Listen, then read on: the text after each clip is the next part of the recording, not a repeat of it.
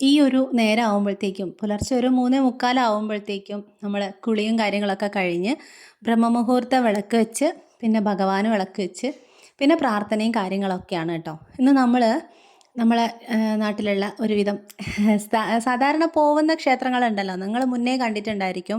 ഞാനൊരു വീഡിയോ ചെയ്തിരുന്നു. നമ്മൾ പോകുന്ന സമയത്ത് ഒരു ക്ഷേത്രത്തിലല്ല, കുറച്ചധികം ക്ഷേത്രത്തിലേക്ക് പോകാറുണ്ടല്ലേ. അപ്പോൾ കഴിഞ്ഞ ദിവസം ലാസ്റ്റ് ഞാൻ അപ്ലോഡ് ചെയ്ത വീഡിയോയിൽ പറഞ്ഞിരിക്കുന്നത് കൊട്ടിയൂർ ദർശനത്തിൽ നിന്ന് എൻ്റെ ജീവിതത്തിൽ സംഭവിച്ചിട്ടുള്ള ഒരു മഹാത്ഭുതം തന്നെയാണ് എനിക്കത്. അപ്പോൾ ആ ഒരു കാര്യം ഞാൻ നിങ്ങളുടെ അടുത്ത് ഷെയർ ചെയ്തല്ലോ. അപ്പോൾ നമുക്കിനി നാളെ, അതായത് ഈ വീഡിയോ നമ്മൾ എടുത്തിരിക്കുന്നത് ജൂൺ 23 തീയതിയാണ് കേട്ടോ. ജൂൺ 24 നമുക്ക് കൊട്ടിയൂർ പോകണം. അപ്പോൾ അതിന് മുന്നോടിയായിട്ട് നമ്മളെ ദേശത്തുള്ള ദൈവങ്ങളോടൊക്കെ ഒന്ന് പോയി പറയുന്ന പോലെ നമ്മളെന്താ പറയുക, ദൂരയാത്ര അല്ലെങ്കിൽ ദൂരത്ത് ഒരു ക്ഷേത്രത്തിലൊക്കെ പോകുമ്പോൾ നമുക്ക് അടുത്തുള്ള എല്ലാ ക്ഷേത്രത്തിലും ഒന്ന് പോയി എല്ലാവരോടും ഒന്ന് പറഞ്ഞിട്ട് പോകുന്ന പോലെയാണ് കേട്ടോ. അങ്ങനെയാണ്. അപ്പോൾ ഇവിടെ ഞാൻ എഴുതുന്നുണ്ട്. ഈ കാര്യങ്ങളൊക്കെ നമ്മൾ മുന്നേ ഡിസ്കസ് ചെയ്തതുകൊണ്ടാണ് ഞാനിത് പറയാത്തത്. അതേപോലെ ഒരുപാട് വർഷത്തെ ഇടവേളയ്ക്ക് ശേഷമാണ് ഞാൻ ചെറുതിൽ പോയതാണ് കൊട്ടിയൂർ പോകുന്നത്, ഇപ്പം പോകുന്നത്. അപ്പോൾ എൻ്റെ മനസ്സിലത് കുറച്ചും കൂടി, അന്ന് ഒന്നും അറിയാതെയാണ് പോയത്. ഇന്ന് എല്ലാം അറിഞ്ഞിട്ട് പോകുന്നല്ല, അന്നത്തേക്കാൾ കൂടുതൽ പല കാര്യങ്ങളും മനസ്സിലാക്കി വെച്ചിട്ടാണ് ഇന്ന് നമ്മൾ കൊട്ടിയൂർ പോകുന്നത്.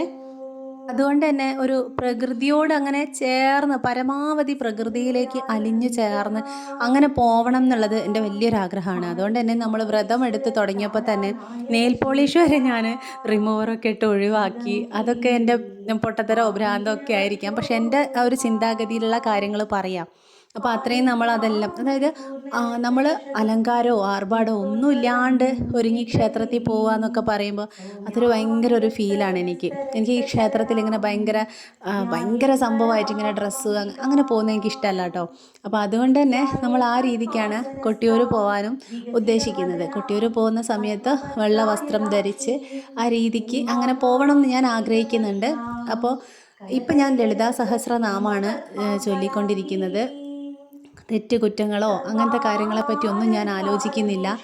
എനിക്കത് ഞാൻ അമ്മയിൽ സമർപ്പിച്ച് ചൊല്ലുന്ന കാര്യമാണ്.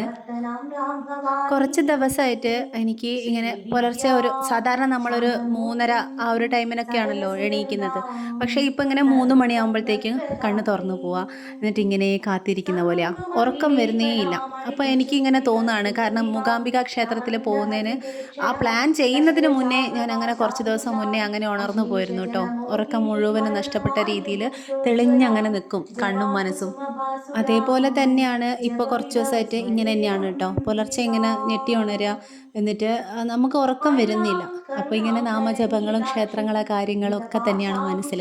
നമ്മളെ മനസ്സ് ഒരുങ്ങുന്നുണ്ടല്ലോ കൊട്ടിയൂർ പോവാന്നുള്ളത്. അതുകൊണ്ടായിരിക്കണം ചിലപ്പോൾ.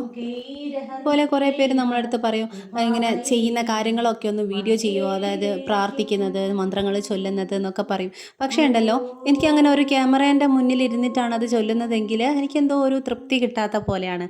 ഇതന്നെ ഇപ്പം ഞാൻ അറിയുന്നില്ല, എൻ്റെ ഏട്ടനാണ് ഈ വീഡിയോസൊക്കെ എടുത്തത്. അതുകൊണ്ട് എനിക്കതത്ര വിഷയമായിട്ട് തോന്നിയില്ല കേട്ടോ. അല്ലെങ്കിൽ ഞാനിതിങ്ങനെ മുന്നിൽ വെച്ചിട്ടിരിക്കുകയാണെങ്കിൽ എനിക്കൊരു ആത്മസമർപ്പണത്തോട് കൂടിയിട്ട് അത് ചൊല്ലാൻ പറ്റുന്നില്ല. അതെൻ്റെ ഒരു പോരായ്മയായിരിക്കും, പക്ഷെ എനിക്കത് പറ്റുന്നില്ല. ഇപ്പോൾ ഒരു അമ്പലത്തിൽ പോവുകയാണെന്നുണ്ടെങ്കിലും അതിന് പുറമെ നിന്നിങ്ങനെ വീഡിയോസ് എടുക്കുക എന്നല്ലാണ്ട് ഭയങ്കരമായിട്ട് ഇങ്ങനെ നമ്മൾ ചെയ്യുന്ന പ്രാർത്ഥിക്കുന്നതും അങ്ങനെ വീഡിയോ എടുക്കുമ്പോൾ എനിക്ക് എന്തോ ഒരു വല്ലാത്ത പോലെയാണ് കേട്ടോ. ഇനിയിപ്പോൾ കൊട്ടിയൂർ പോയാലും അതെ, അങ്ങനെ തന്നെയാണ്. നാളെ ഇപ്പോൾ പോയിട്ട് നമ്മൾ അവിടെയുള്ള എല്ലാ കാര്യങ്ങളൊന്നും വീഡിയോ എടുക്കാൻ എന്നെ കൊണ്ട് പറ്റൂല. കാരണം എനിക്ക് എന്നെ സമർപ്പിച്ച് എനിക്ക് അവിടെ അങ്ങനെ അറിയണം, അനുഭവിക്കണം, അത് ആസ്വദിക്കണം എന്നൊക്കെ ഉള്ളതുകൊണ്ട് തന്നെ ഞാൻ അങ്ങനെ ഡീറ്റെയിൽ ആയിട്ടൊന്നും വീഡിയോ എടുക്കില്ല. പക്ഷേ പരമാവധി എടുത്തിട്ട് നിങ്ങൾക്ക് മുന്നിൽ കൊണ്ടുവന്ന് എന്താണ് എൻ്റെ അനുഭവത്തിൽ ഇത്തവണ കിട്ടിയതെന്നുള്ളത് പറയൂ കേട്ടോ. എന്താണെന്ന് വെച്ച് കഴിഞ്ഞാൽ അത്രയും ഒരുപാട് വർഷം കഴിഞ്ഞിട്ട് നമ്മൾ ചെല്ലുന്നതിൻ്റെതാണോ, അല്ലെങ്കിൽ നമ്മൾ അത്രയും മനസ്സോടെ കാത്തിരുന്നിട്ടുള്ളത് കൊണ്ടാണോ എന്നൊന്നും എനിക്ക് അറിഞ്ഞൂടാ. അവിടെ പോയ സമയത്ത് ശരിക്കും ഞാൻ ആഗ്രഹിച്ച കുറേ കാര്യങ്ങളുണ്ടായിരുന്നു, പക്ഷെ അതിനൊക്കെ അപ്പുറത്തുള്ളൊരു വല്ലാത്തൊരു എന്താ പറയുക, അത്രയും ഒരു ദൈവത്തിലേക്ക് ചേർന്ന് ആ പ്രകൃതിയിൽ അലിഞ്ഞു ചേർന്ന് തിരിച്ചു പോരുകയാണ് ഉണ്ടായത്. മനസ്സ് നിറയെ അത്രയും ഒരു ഭാഗ്യം ചെയ്യാൻ എന്താ കാരണം എന്ന് പോലും എനിക്കറിയില്ല കേട്ടോ. എന്താണെന്ന് വെച്ചാൽ ആ ഒരു യാഗത്തിൽ അല്ലെങ്കിൽ അവിടെ നടക്കുന്ന ആ ചടങ്ങിൽ എനിക്കും കൂടെ ഒരു പങ്ക് ചേർന്നത് പോലെയാണ് എനിക്ക് ഫീൽ ചെയ്തത്. അവിടെ ഞാൻ പോയത് രോഹിണി ആരാധനയ്ക്കാണ്. പക്ഷേ അവിടെ സംഭവിച്ച കാര്യങ്ങൾ എനിക്കത് ആലോചിക്കുമ്പോഴൊക്കെ മനസ്സും കണ്ണൊക്കെ നിറയുന്നുണ്ട്. അപ്പോൾ എനിക്കത് പെട്ടെന്ന് ഇനിയിപ്പോൾ ഒരാളടുത്ത് ഷെയർ ചെയ്യാൻ പറ്റുന്നില്ല. കുറച്ച് ഗ്യാപ്പ് ഇട്ടിട്ട് ഞാനൊന്ന് എന്നെ സമാധാനപ്പെടുത്തിയിട്ട് അങ്ങനെയൊക്കെയാണ് കേട്ടോ വീഡിയോ ചെയ്യുള്ളൂ. എന്നുവെച്ചാൽ എനിക്കത് ഇപ്പോഴും എൻ്റെ തലയിൽ ഇങ്ങനെ ഭയങ്കര ഒരു ലഹരി പോലെയോ ഒരു മരവിപ്പ് പോലെയൊക്കെ ഇങ്ങനെ കിടക്കുകയാണ് അവിടെ ക്ഷേത്രത്തിൽ പോയുള്ള അനുഭവങ്ങളൊക്കെ. അപ്പോൾ അത് നിങ്ങളുടെ അടുത്തോ അല്ലെങ്കിൽ മറ്റൊരാളോട് പറയാനോ എനിക്ക് കുറച്ച് സമയം വേണം. എനിക്ക് അല്ലാണ്ട് അത് പെട്ടെന്ന് വന്നിങ്ങനെ പറയാൻ പറ്റുന്നില്ല. അത്രയ്ക്കും ഭാഗ്യം ചെയ്ത ഒരു ജന്മം എനിക്ക് തന്നല്ലോ ഭഗവാനെ എന്ന് ആലോചിച്ചിട്ട് എനിക്കിപ്പോഴും ഞാൻ പറയുമ്പോഴും എൻ്റെ കണ്ണ് നിറയാണ്. എന്നുവെച്ചാൽ അവിടുത്തെ ആ ഒരു ആലിംഗന പൂജേൻ്റെ പാർട്ടാവാൻ നമുക്കൊക്കെ സാധിച്ചതുപോലുള്ളൊരു ഫീലാണ് എനിക്ക് കിട്ടിയത്. അപ്പോൾ അത് ഞാൻ പറ്റുന്ന പോലെയൊക്കെ ഏട്ടനും ഏട്ടത്തിയമ്മയൊക്കെ വീഡിയോ എടുത്തിട്ടുണ്ടായിരുന്നു. ആ വീഡിയോസൊക്കെ ഉൾപ്പെടുത്തിക്കൊണ്ട് ഉറപ്പായിട്ടും ഞാൻ നിങ്ങളുടെ മുന്നിലേക്ക് വരാം. എനിക്ക് പറ്റുന്ന പോലെയുള്ള കാര്യങ്ങൾ പറയാം.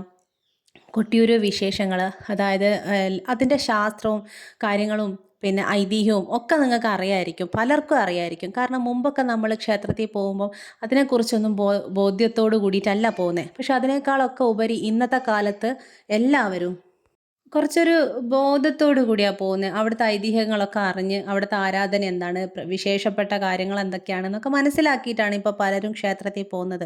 അതുകൊണ്ട് തന്നെ കൊട്ടിയൂർ ഉത്സവം, വൈശാഖ മഹോത്സവം തുടങ്ങിയ ഉടനെ തന്നെ നമുക്ക് യൂട്യൂബിലൊക്കെ ആണെങ്കിലും കൊട്ടിയൂരെ ഐതിഹ്യങ്ങൾ, അവിടുത്തെ കാര്യങ്ങൾ, ചിട്ടവട്ടങ്ങൾ ഒക്കെ നമുക്കിങ്ങനെ അറിയാൻ സാധിക്കുന്നുണ്ട്. അപ്പോൾ അതിനെക്കുറിച്ച് ഞാനായിട്ട് ഇനി ഒരു വീഡിയോ ഇടണം എന്ന് എനിക്ക് തോന്നുന്നില്ല കേട്ടോ.